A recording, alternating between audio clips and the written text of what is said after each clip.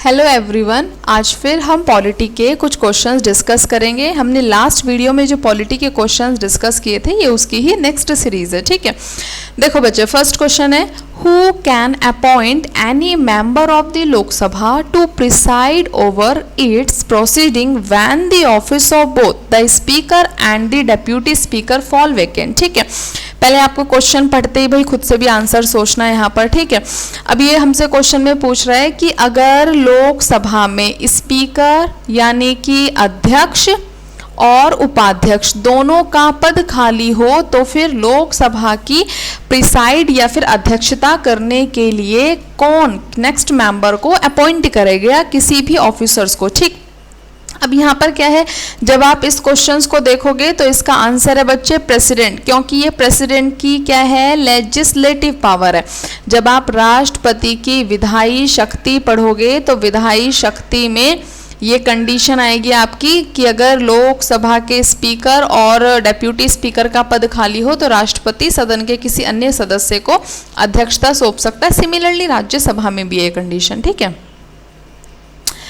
इसके बाद हमारा नेक्स्ट क्वेश्चन है question number 13, which of the following is not a required qualification for the post of vice president. ठीक है, important है, आप ध्यान देंगे। सबसे पहले तो नोट पर हम ध्यान देंगे कि क्वेश्चन में नोट पूछ रखा है कि 4 ऑप्शन है, निम्न में से कौन सी भारत के उपराष्ट्रपति पद की योग्यता नहीं है। ठीक है, फर्स्ट वन है हमारा option, he should have completed 35 years of age. बिल्कुल ठीक है, राष्ट्रपति के लिए भी ये चाहिए और उपराष्ट्रपति के लिए भी ही शुड हैव 35 वाली कंडीशन है। नेक्स्ट है, he should be qualified for election as a member of the Lok Sabha. नहीं, यही कंडीशन इसमें गलत है। ये जो लोकसभा वाली कंडीशन है ये किसके लिए है, ये तो प्रेसिडेंट के लिए है। अगर आपको पता होगा तो जो लोकसभा वाली कंडीशन है ये किसके लिए है बच्चे, प्रेसिडेंट के लिए है। ठीक है, अगर हम यहाँ पर उपराष्ट्रपति की बात करें तो उपराष्ट्रपति के लिए यहाँ पर हमें क्या चाहिए, he should be qualified for election as a member of the Rajya Sabha. ठीक है, अगर उपराष्ट्रपति की बात करें तो उपराष्ट्रपति के लिए यहाँ पर हमें क्या चाहिए, लोकसभा की जगह राज्यसभा होता, तब हमारा ये ऑप्शन सही होता। तो इसमें नोट बताना है, तो यही राइट आंसर है। इसके अलावा आपकी he should had not hold any office of profit बिल्कुल सही है, और शुड बी इंडियन सिटीजन, ये भी कंडीशन सही है। नेक्स्ट है हमारा, who can recommend dissolution of the Lok Sabha to President at any time। बच्चे 4 ऑप्शन है, इसमें से पूछ रहा है कि निम्न में से कौन किसी भी समय लोकसभा को भंग करने की सिफारिश राष्ट्रपति को कर सकता है। फर्स्ट ऑप्शन है पीएम, काउंसिल ऑफ मिनिस्टर यानी कि मंत्री परिषद, लोकसभा स्पीकर। अगर आपने पढ़ा होगा आपको पता होगा, इसका डायरेक्ट आंसर है पीएम यानी कि प्रधानमंत्री। ठीक, नेक्स्ट है हमारा बहुत ही इंपॉर्टेंट क्वेश्चन है, हाल ही में आप देखोगे सीडीएस या एसी में रिपीट भी हुआ, काफी इंपॉर्टेंट क्वेश्चन है और काफी अच्छा क्वेश्चन भी है। ठीक है, क्वेश्चन है हमारा, the 86th constitution amendment act of 2002 change the subject matter of which of the following article of directive principle. ठीक है, क्वेश्चन में हमसे पूछ रहा है कि हाल ही में ये जो आपका 86वां संविधान संशोधन अधिनियम 2002 है, तो इसके अंतर्गत डीपीएसपी में कौन सा अनुच्छेद जो एक आर्टिकल है इफेक्ट किया गया या फिर चेंज किया गया है ना, डायरेक्ट इसमें लिखा भी है।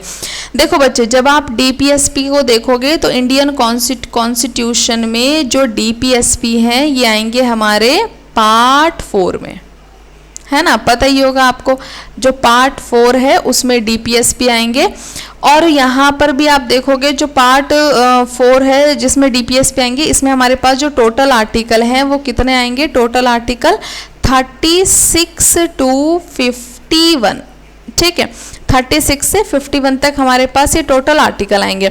अगर आपको ध्यान हो, जो मैंने लास्ट क्लास आपकी फंडामेंटल ड्यूटीज़ की वीडियो डाली थी वो पढ़ाया था हमने, तो उसमें जो 86 कॉन्स्टिट्यूशन अमेंडमेंट है मैंने इसको एक्सप्लेन भी किया था, और यहाँ पर 45 जो ऑप्शन है ये बिल्कुल करेक्ट होगा।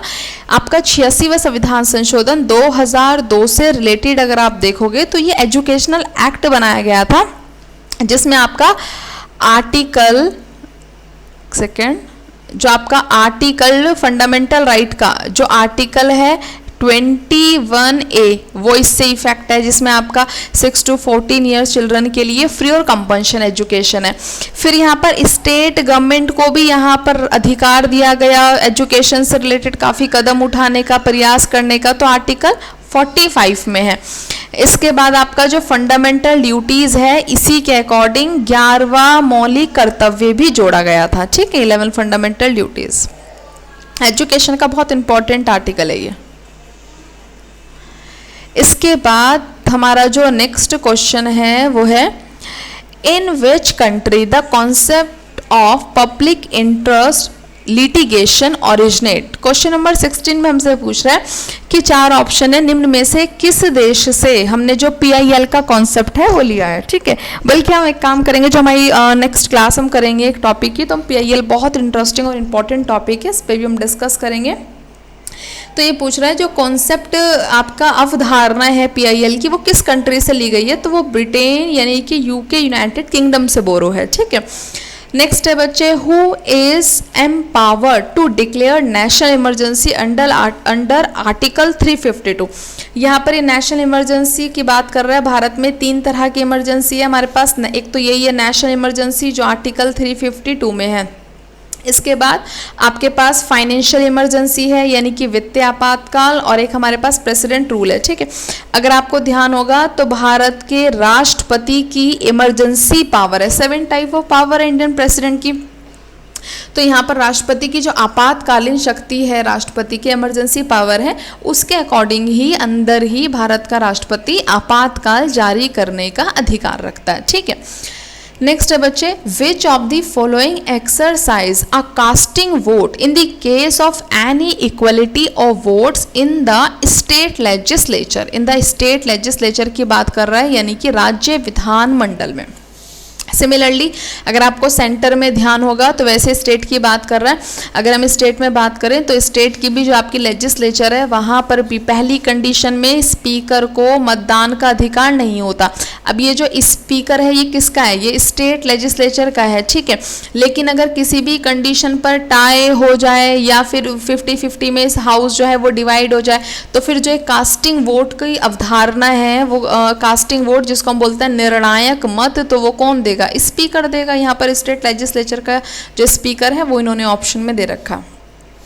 नेक्स्ट है आपका, writ jurisdiction of the high court is not exclusive but concurrent with the jurisdiction of the supreme court under which article. यहाँ पर ये क्वेश्चन पूछ रहा है कि जो संविधान में हाई कोर्ट की रिट जुरिडिक्शन है उसको एक अलग से बहुत ज़्यादा एक्सप्लेन तो नहीं कर रखा है, लेकिन किस आर्टिकल में रिट जुरिडिक्शन जो सर्वोच्च न्यायालय का है उसको उसके साथ संवर्तित करके जोड़ रखा है और उसको एक्सप्लेन कर रखा है।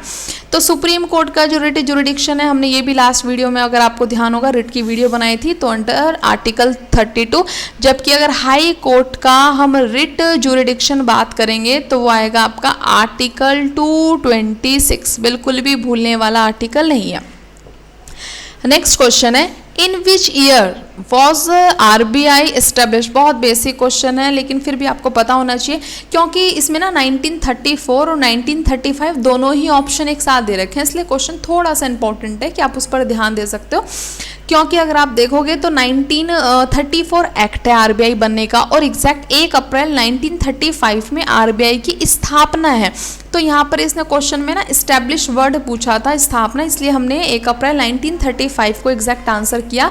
अगर ये एक्ट पूछता, अधिनियम पूछता तो फिर यहाँ पर 1934 आंसर होता। इसके बाद बच्चे नेक्स्ट क्वेश्चन है आपका, where is the headquarter of food safety and standard authority of India.